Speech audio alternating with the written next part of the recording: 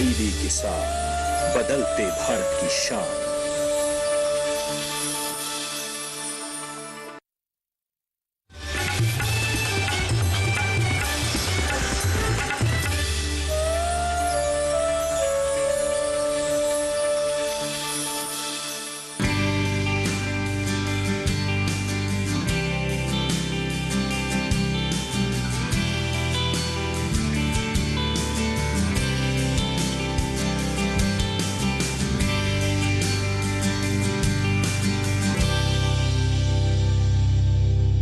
नमस्कार, आप देख रहे हैं दूरदर्शन किसान। कार्यक्रम गांव किसान में आप सभी का स्वागत है। मैं हूं मोनालिसा।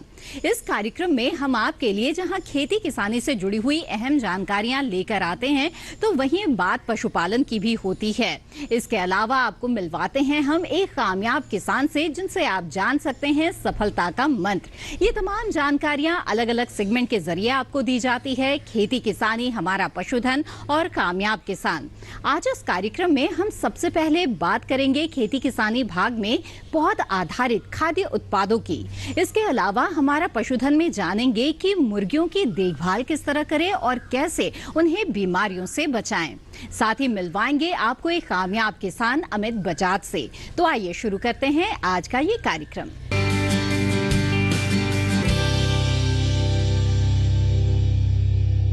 आइए कार्यक्रम गांव किसान की शुरुआत करते हैं पहले सेगमेंट खेती किसानी से। बदलते समय के साथ साथ लोगों के खाने पीने की आदतें भी बदल रही है। लोग अपनी सेहत को लेकर अब ज्यादा सजग हो गए हैं। ऐसे में इन दिनों पौध आधारित खाद्य उत्पादों की मांग बढ़ने लगी है और इससे स्टार्टअप का एक नया क्षेत्र भी उभर रहा है और कई युवा इस क्षेत्र से जुड़ रहे हैं। रोजगार की संभावनाओं को देखते हुए सरकार भी प्लांट बेस्ड फूड को बढ़ावा दे रही है और इसी क्रम में प्लांट बेस्ड फूड समिट का आयोजन किया गया। आइए देखते हैं इससे जुड़ी हुई एक रिपोर्ट।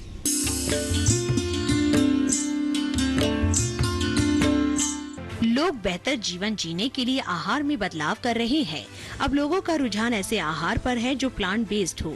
इसी को बढ़ावा देने के लिए भारत में पहली बार प्लांट बेस्ड फूड समिट का उद्घाटन किया गया, जिसका उद्देश्य पौधा आधारित खाद्य पदार्थों को एक मंच देना, साथ ही इससे जुड़े युवाओं की क्षमताओं में विकास करना है, जिससे इन उत्पादों को ग्लोबल बाजार मिल सके। इसके लिए NABCB यानी national accreditation board of certification bodies कई क्षेत्रों में काम कर रहे हैं। इसी संबंध में NABCB की डिप्टी डायरेक्टर वर्षा मिश्रा से बात की हमारे संवाददाता अतनु टिकैत ने। एक कार्यक्रम आयोजन किया गया है ministry of commerce, ministry of food processing और एपिडा, इन सब के सहयोग से जो ये किया जा रहा है, सरकार की सारी संस्थाएं मिलकर के इसमें लगी हुई है कि युवाओं को किस तरह से रोजगार बढ़े, उनको नया नया काम किस तरह से मिले। तो इसी सिलसिले में हमारे साथ हैं वर्षा मिश्रा जी। मैं उनसे जानना चाहूँगा कि आपका डिपार्टमेंट किस तरह से सरकार की इस काम को आगे बढ़ा रही है। थैंक यू सो मच, धन्यवाद आपका। सबसे पहले तो मैं ये बताना चाहूँगी, आज ये पहला प्लांट बेस्ड समिट है और मैं I am working as a deputy director in NABCB, जो कि क्वालिटी काउंसिल ऑफ इंडिया के अंदर आता है, जो कि हमारा DPIIT डिपार्टमेंट ऑफ कॉमर्स का हिस्सा है। और अगर आप बात करेंगे इस फर्स्ट समिट की, सो मैं यहाँ पर आई थी देखने के लिए कि क्या प्रतिक्रिया है लोगों की, जानने के लिए कि प्लांट बेस्ड इंडस्ट्री है क्या। सो यहाँ आकर लगा नहीं, यहाँ पर बहुत ही बृहद स्केल पे लोगों के अंदर आकांक्षाएं हैं, इच्छाएं हैं जानने की कि हम क्या कर सकते हैं। So I would say on my department part, like we are quality council of India और हमारा कार्य है कि हम क्वालिटी इकोसिस्टम को इंडिया में कैसे बनाएं। सो हमारे सेक्रेटरी जनरल हैं डॉक्टर RP सिंह, हमारे चेयरमैन हैं आदिल भाई और हमारे अपने बोर्ड के CEO हैं राजेश महेश्वरी जी। सो क्वालिटी इकोसिस्टम को भारत में कैसे क्रिएट करना, उसको हम डिफरेंट बोर्ड्स के तहत क्रिएट करते हैं। So where I am working is NABCB, it is for national accreditation board for certification body. आपने सुना होगा जितनी भी टेस्टिंग लेबोरेटरी है, so we have accreditation board that is NABL, जो कि उनका एक्रेडिटेशन करता है। हॉस्पिटल की बात करेंगे तो we have NABH which is for hospital, और एजुकेशन इंस्टीट्यूट की बात करेंगे तो इट इज़ NABET। और सो इस तरीके से आप देखेंगे हर सेक्टर में हमारा पहुंच है, हम एक्रेडिटेशन करते हैं और जो भी हमारी सर्टिफिकेशन बॉडीज़ हैं, इंस्पेक्शन बॉडीज़ हैं, उनको हम एक फोरम पे इंटरनेशनल लाते हैं, बिकॉज हमारा हर एक इंटरनेशनल एक्रेडिटेशन फोरम इस तरह के ऑर्गेनाइजेशन से हमारी संबद्धता है। सो मैं यही कहना चाहूँगी कि हमारा जो क्वालिटी काउंसिल ऑफ इंडिया है, it is creating an ecosystem in India. और definitely when we talk about ecosystem of quality, तो क्वालिटी बहुत बड़ी एक लाइन है। इसमें वी कैन नॉट से कि ये क्वालिटी है, इसकी क्वालिटी ख़राब है। It comes to various parameters. So जब इस पैरामीटर्स की बात करते हैं तो बड़े सारे डिपार्टमेंट, बड़े सारे स्टेक होल्डर्स आते हैं। सो इस तरीके से कहीं ना कहीं से हम सबको कनेक्ट कर लेते हैं। सो मैं यही कहना चाहूँगी, वी आर कनेक्टेड फ्रॉम शुरुआत से लेकर अंत तक। तो ये कहना उचित होगा कि भारत सरकार जो कहती है कि हमें विश्व गुरु बनना है, उसी के श्रेय में जो है ना हमारे जो प्रोडक्ट है उसकी क्वालिटी उच्चतम हो, भारत का जो क्वालिटी है वो बाहर जाए और एक पहचान लेकर के आए कि हाँ ये भारतीय ये है। तो उस पहचान को बनाने में आप लोग जैसे डिपार्टमेंट जो छिप के काम कर रही है, पीछे से उनको सपोर्ट कर रही है, मैं इसके लिए आपको बहुत बहुत धन्यवाद देता हूँ। तो देखा आपने प्लांट बेस्ड फूड समिट किस तरह से काम कर रहा है प्लांट बेस्ड फूड को प्रोत्साहित करने के लिए, और इस क्षेत्र में कई युवा अब आगे आने लगे हैं और उन्हें भी इससे फायदा हो रहा है। इसी के साथ कार्यक्रम गांव किसान में वक्त है एक छोटे से ब्रेक का। ब्रेक के बाद हम जानेंगे कि मुर्गियों की किस तरह से देखभाल करें और उन्हें किस तरह से बीमारियों से बचाएं। अगले सेगमेंट हमारा पशुधन में। आप बने रहें दूरदर्शन किसान पर।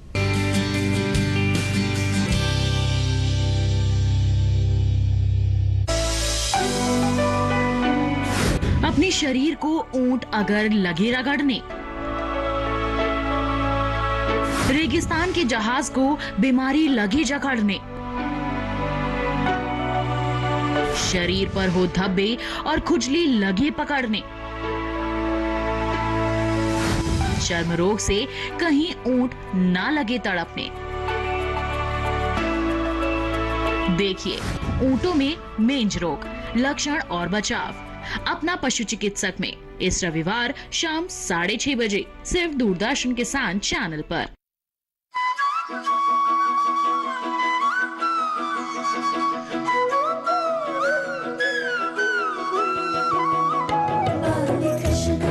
ओ नंदरानी, तुम्हारे माखन चोर ने और उसकी टोली ने सारा आतंक मना कर रखा है। भैया तुम्हें मुझसे अधिक कॉपियों पर विश्वास है। माखन की मटकी में ज्ञान का सागर। देखिए बाल कृष्ण सोमवार से शुक्रवार रात 9 बजे सिर्फ डीडी नेशनल पर। जब चुपके से आता है बुढ़ापा, तब मजबूत कंधे भी झूल जाते हैं, पांव भी चलना भूल जाते हैं। बुजुर्गों की स्वास्थ्य समस्याएं और समाधान, कैसे रहे मुस्कान से लबरेज जीवन। इस शनिवार स्वस्थ किसान लाइव शाम 6 से 7 बजे।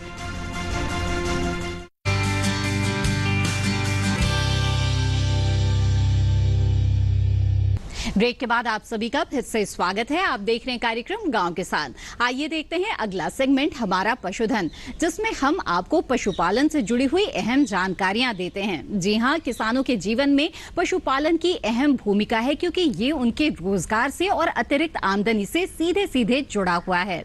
लेकिन अतिरिक्त आमदनी अगर आप प्राप्त करना चाहते हैं तो उस व्यवसाय को सफल भी होना होगा। मसलन अगर बात करें मुर्गी पालन की, तो इसे आसानी से किया जा सकता है, लागत कम लगती है, लेकिन इसकी सफलता तभी सुनिश्चित हो सकती है अगर मुर्गियां स्वस्थ होंगी। ऐसे में मुर्गियों की देखभाल करना बेहद जरूरी है। मुर्गियों को कई तरह की बीमारियां लग सकती है, रानीखेत इनमें से एक प्रमुख बीमारी है। तो आइए देखते हैं कि मुर्गी पालक मुर्गियों को किस तरह से बीमारियों से बचा सकते हैं।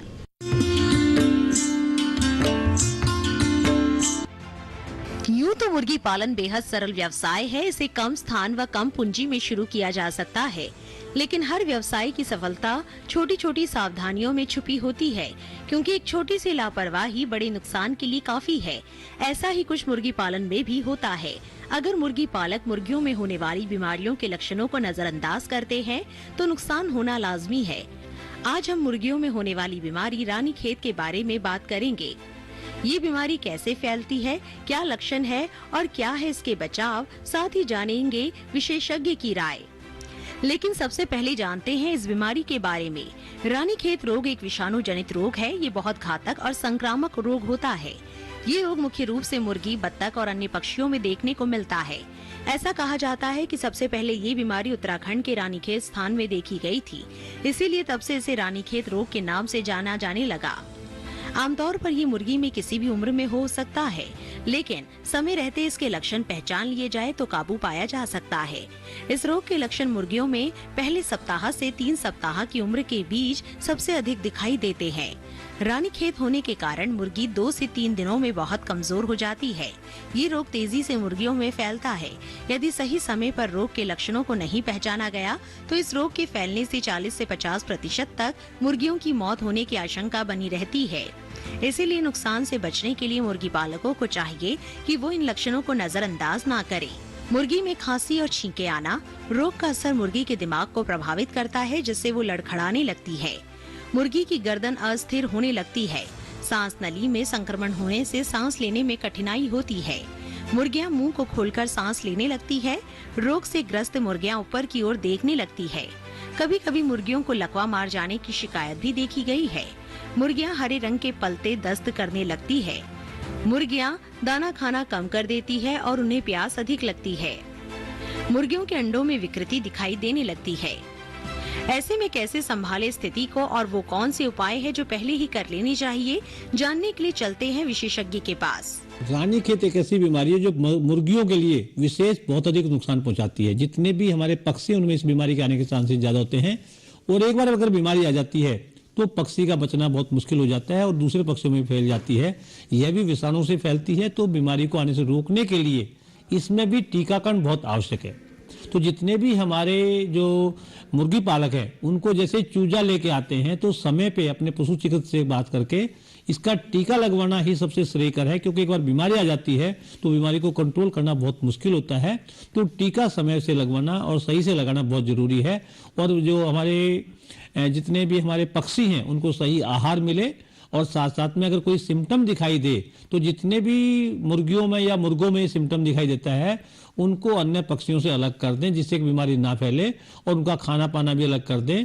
और जैसे ही पशु किसी भी पक्षी में ये अगर चिन्ह कोई सिम्टम दिखाई देते हैं उसका सबसे पहले अच्छा इलाज ये है कि उसको अलग कर दें और अलग करने के बाद में उसका इलाज करें और अन्य जो पक्षियों में फैलने से बचाएं। लेकिन यहाँ भी मैं वही कहना चाहूँगा कि अगर आपको उसको बीमारी से बचना है और सही उत्पादन लेना है और आगे बढ़ना है तो समय पे चूजों में ही इसका वैक्सीनेशन अगर आप करवा देंगे, टीकाकरण अगर करवा देंगे तो आपके पक्षियों में बीमारी नहीं आएगी, क्योंकि एक बार अगर बीमारी आ जाती है तो उसका प्रबंध करना बड़ा मुश्किल हो जाता है। इस तरह शुरुआती सावधानियां इस व्यवसाय में दीर्घ मुनाफे की ओर ले जाने में सहायक साबित हो सकते हैं।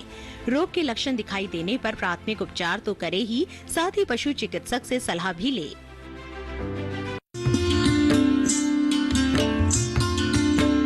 पशुओं से अच्छा उत्पादन प्राप्त करने के लिए जरूरी होता है मौसम के अनुसार उचित पशु प्रबंधन। आइए देखते हैं क्या कहता है इस माह का पशुपालक कैलेंडर। बारिश के मौसम को देखते हुए पशुशाला में साफ सफाई रखें और पशुओं को बीमारी से बचाने के उपाय करें।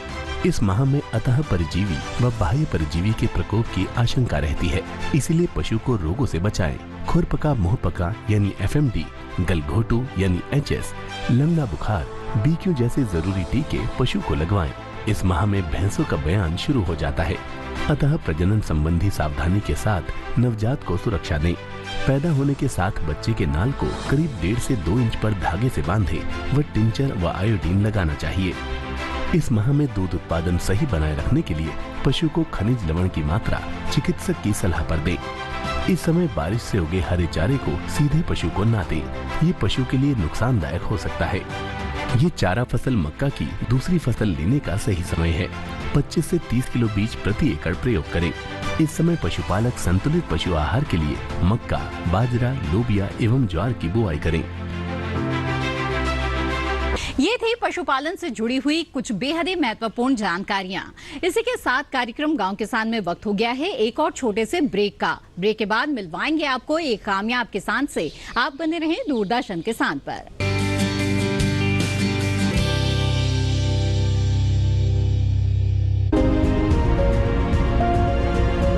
पर्यावरण होगा सुरक्षित, मिट्टी में पड़ेगी जान, पैसों की भी होगी बचत। जब प्राकृतिक खेती करेंगे आप।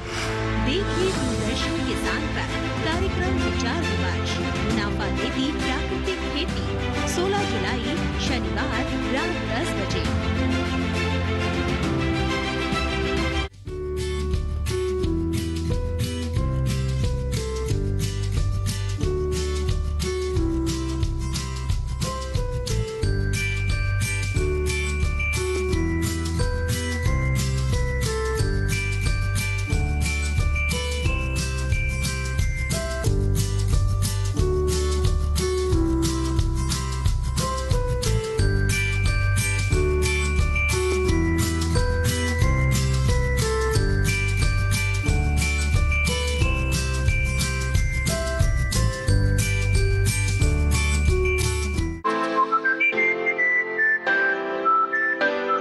Clumsy, messy, playful bundles of joy, loving us more than even ourselves.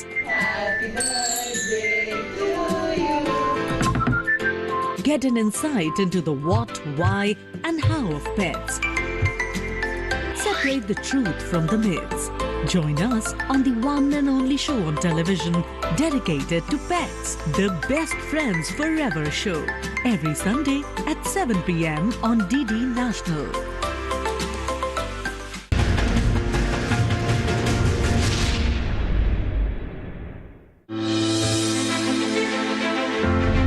संपत्तियों के मालिकाना हक के लिए गांव में मकानों की पैमाइश के लिए सरकार चला रही है स्वामित्व योजना। क्या है इसके लाभ, कहां तक पहुंचा काम? देखिए दूरदर्शन किसान पर सरकार आपके साथ 16 जुलाई शनिवार रात 9 बजे।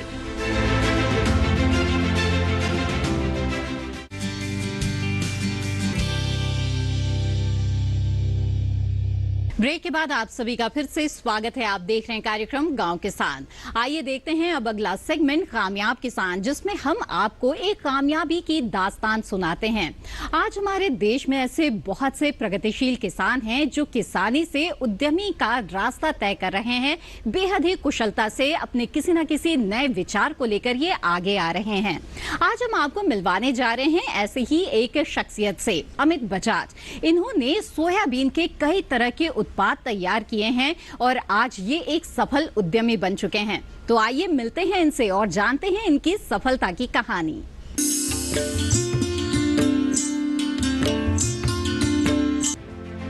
सोयाबीन भारत की सबसे महत्वपूर्ण तिलहनी फसल है जो प्रोटीन से भरपूर है। भारत में सबसे ज्यादा सोयाबीन का उत्पादन मध्य प्रदेश में किया जाता है। हालांकि इसका इस्तेमाल लगभग पूरे देश में होता है। सेहत के प्रति बढ़ती जागरूकता में लोग सोयाबीन का अच्छा खासा उपयोग करने लगे हैं, लेकिन सीमित विकल्पों में क्या हो अगर सोयाबीन मांसाहार की जगह ले ले। जी हाँ, ये संभव कर दिखाया है दिल्ली के एक उद्यमी ने, जो इस समय करीब 40 तरह के सोया उत्पाद व व्यंजन बना रहे हैं, वो भी जायकेदार। 2010 से शुरू किया गया उनका ये सफर आज वेजले कंपनी के नाम से शानदार मुकाम पर जा पहुंचा है। उनका ध्येय है कि लोगों को शाकाहार में बढ़िया पोषण देना। मैं वेजले में डायरेक्टर हूँ। वेजले जो है हम 2010 से हमने शुरू किया, मिशन लेके आए हैं कि पूरे देश को एक न्यूट्रिशन फूड देना है जो जंक फूड जैसा दिखता हो और उसकी न्यूट्रिशन वैल्यू काफ़ी बेटर हो। तो ये सारा पॉसिबल है। सोयाबीन की न्यूट्रिशन वैल्यू काफ़ी बेटर होती है कंपैरिजन अदर प्रोडक्ट से। इसमें प्रोटीन ज़्यादा होता है, फैट कम होता है, इजी टू डाइजेस्ट हो जाता है, जीरो कोलेस्ट्रॉल होता है। ये सारे फैसिलिटी उसमें आप सोयाबीन के अंदर न्यूट्रिशन वैल्यू में देख सकते हैं। और इसी के साथ ये आपको देख रहे हैं कि भाई ये किसानों को एक नया ऑप्शन मिला है आज की डेट के अंदर। उनके लिए बिजनेस सोर्स का हम आइडिया लेके आए हैं कि वो इस तरीके से अपने सोयाबीन को अपने तरीके से काफ़ी तरीके से उसको बना के भी वो कस्टमर को बेच सकते हैं, ना कि सोयाबीन अपना वैल्यू एडिट कर सकते हैं किसान इसके अंदर। उनके लिए आज की डेट में ऑप्शन है, क्योंकि ये इंडस्ट्री आने वाले टाइम में बहुत ग्रो करने वाली है। तो उन लोगों के लिए भी एक आशा की किरण है। आप देखेंगे जैसे कि भी इस समय गवर्नमेंट भी बहुत सपोर्ट कर रही है, डिजिटल को बहुत प्रमोट कर रही है।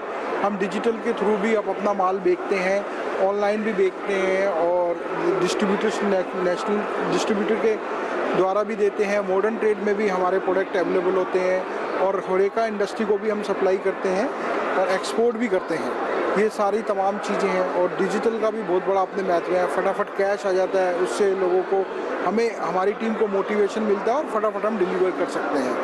और ये इंडस्ट्री जब ग्रो कर रही है तो ओबियसली लोगों को जॉब अपॉर्चुनिटी भी मिलेगी आगे चल के, क्योंकि जब पहले किसी भी चीज़ को प्रोसेस करके अगर कस्टमर तक माल को अगर पहुंचाया जाता है तो उसमें कितने सारे लोगों का जुड़ना होता है, बनाने वालों का लोगों का जुड़ना होता है और बनाने से पैकेजिंग करने वालों का, डिस्ट्रीब्यूशन नेटवर्क का, फिर जो कंज्यूमर तक पहुंचता है तो कितने लोगों को हम जॉब इस इंडस्ट्री से बढ़ावा मिलता है, जॉब पैदा होती है। अमित जी मानते हैं कि सरकार इस तरह के आइडिया को सपोर्ट कर रही है और आगे बढ़ने के लिए हर संभव सहायता भी कर रही है, लेकिन ये समय की मांग है कि किसान खेतों तक सीमित ना रहे, बल्कि अपनी फसल से उत्पाद बनाकर कई गुना मुनाफा कमाए। अमित जी की ये उत्पाद युवाओं से लेकर हर वर्ग में खासी जगह बना चुके हैं। बाजार में मिलने वाले मांसाहार व्यंजनों को मात देने के लिए अमित जी ने सोया चाप, सोया कबाब, सोया बिरयानी, सोया रोगन जोश, सोया लेग पीस, सोया इटालियन पास्ता, वेज चिकन, शाकाहार अंडा भुर्जी भी तैयार की है, जो स्वाद और सेहत के लिहाज से काफी भरोसेमंद है। उनके इन उत्पादों की जानकारी ऑनलाइन भी मिल जाएगी। उनके इस प्रयास के लिए उनकी कंपनी को कई बार सम्मानित भी किया जा चुका है।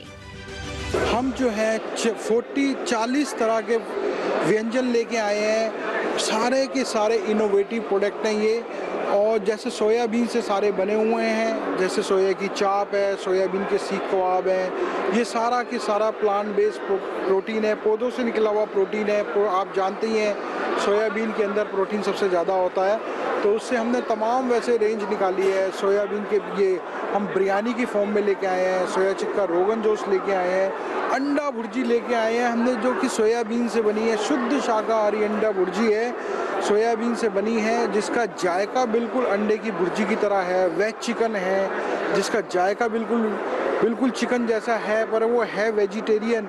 कबाब्स हैं हमारे, और शामी कबाब्स हैं, सीख कबाब हैं, फ्राइज़ हैं, वेज चिकन की तरह जैसे लगने वाला हम सोयाबीन से एक नगेट्स बनाए हैं, जिसका टेस्ट बिल्कुल जैसा लगता है। जो लोग अपनी डाइट के अंदर नॉनवेज कम करना चाहते हैं वो वेजले के पास आके तमाम ऐसी वैरायटी ले सकते हैं जो अपने डाइट के अंदर नॉनवेज कम कर सकते हैं, क्योंकि उसके वैसे ही सब्स्टिट्यूट हमारे पास हैं। सेम जायका, सेम टेस्ट और सेम लुक वाइज भी वैसा ही लगता है। भीड़ से कुछ अलग करना थोड़ा मुश्किल होता है, लेकिन इरादे बुलंद हो तो सामने तस्वीर अमित बजाज जैसे उद्यमियों की होती है, जो महज एक अनाज से इतना कारनामा कर सकते हैं।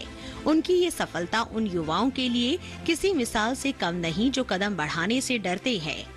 प्लांट बेसिस कितना इम्पोर्टेंट है हमारे देश के लिए, हमारे नॉट इवन देश, पूरे वर्ल्ड के लिए कितना इम्पोर्टेंट है। उससे हमने अपने नेचुरल रिसोर्सेज को सेव कर सकते हैं और आगे आने वाली जनरेशन्स को हम अपने नेचुरल रिसोर्सेज दे सकते हैं। और सबसे बड़ी बात यह है कि जितना भी है मिलेट्स, ये जितना भी प्लांट बेस्ड प्रोटीन बनता है, ये उससे काफ़ी वैरायटी लेके आए हैं, हम लोग भी लेके आए हैं। वेजले ने तमाम ऐसे प्रोडक्ट निकाले हैं जो कि प्लांट बेस्ड फूड है। आप पीछे देख सकते हैं, हमने उससे काफ़ी सारी वैरायटी बनाई है, सोयाबीन से बने हुए हैं। ये आज के डेट में किसानों के लिए भी एक बहुत बड़ा एक अच्छा प्लेटफॉर्म मिल रहा है। उनको एक आशा की किरण दिख रही है कि वो अपने प्रोडक्ट को कल्टीवेट करके उसको तरह तरह के ढंग से लोगों को प्रेजेंट करके अपने प्रोडक्ट की वैल्यू बढ़ा के मार्केट में दे सकते हैं। एक अनाज की काफ़ी वैरायटी बना के उसको दिया जा सकता है। इसमें गवर्नमेंट भी बहुत बड़ा सपोर्ट कर रही है, गवर्नमेंट सब्सिडी भी दे रही है हम लोगों को, PIL स्कीम के भी माध्यम से हम लोगों को दे रही है, डिजिटल माध्यम के भी सपोर्ट कर रही है, इवन एडवर्टाइजमेंट भी कर रही है कि लोगों को बता रही है कि प्लांट बेस्ड कितना इम्पोर्टेंट है हम लोगों के लिए।